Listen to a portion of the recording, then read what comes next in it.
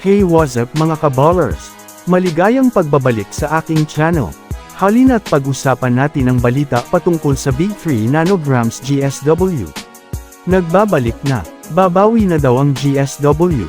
Tara na't pag-usapan natin yan dito sa Basketball Hotshots.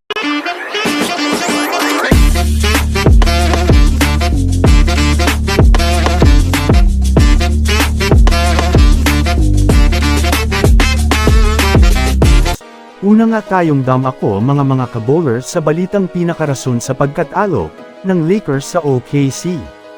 Alam naman nga po natin sa ngayon mga kabowlers na tinambakan ang Los Angeles Lakers kaninang umaga sa naging laro ng Oklahoma City Thunder.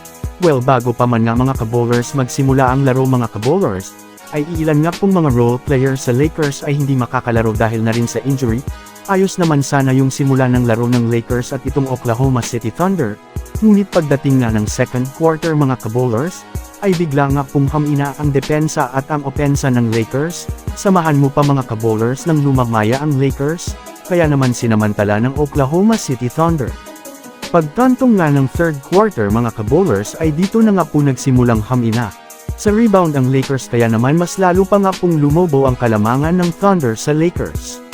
Nagawa pa naman sanang mapababa ng Lakers ang kalamangan sa fourth quarter dahil sa pangunguna ni LBJ at itong si AD, ay hindi pa rin nga po naging sapat dahil na rin sa napapalitan nga agad ito ng OKC, kaya naman kinapos talaga ang Lakers na maipanalo ang laro.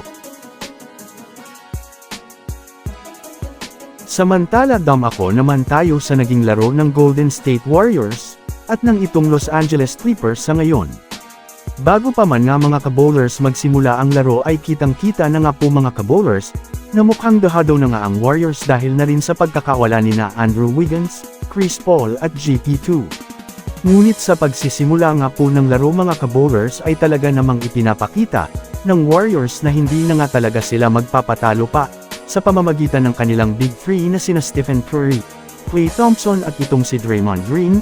Yes mga kabowlers, maaga nga pong uminit si Green, Curry at si Thompson sa Warriors. Pagpasok nga po mga kabowlers ng second half, ay mas lalo pa nga pong pinapahirapan ng Big 3 nanograms Warriors ang Clippers, sa pamamagitan ng shooting. Samahan mo pa mga kabowlers ng nakakalamang sa rebound ang Warriors. Nagawa pa sana mga kabowlers makadikit ng Clippers sa fourth quarter ngunit hindi na nga po, pumayag ang GSW na matalo pa sila. Nagtapos nga ang laro sa score na 120-114. Pinangunahan nga ng Big 3 nanograms Warriors sa pagtatala nila ng almost 61 points. Samahan mo pa mga kabowlers ng pagtala ni Jonathan Kuminga ng halos 17 points. Bukod pa dyan apat nga sa kanilang mga second unit, ay halos nakapagtala rin ng 13 points kaya doon nga po tinalo ng Warriors ang Clippers kahit man nga kumpleto ang kanilang lineup. So that's it for today's video mga kaballers. Yan lang ang ating pag-uusapan sa ngayon. Pindutin na ang subscribe and hit nyo na rin ang notification bell para sa mga susunod na updates sa mundo ng basketball. Again, this is Basketball Hotshots. Thanks for watching.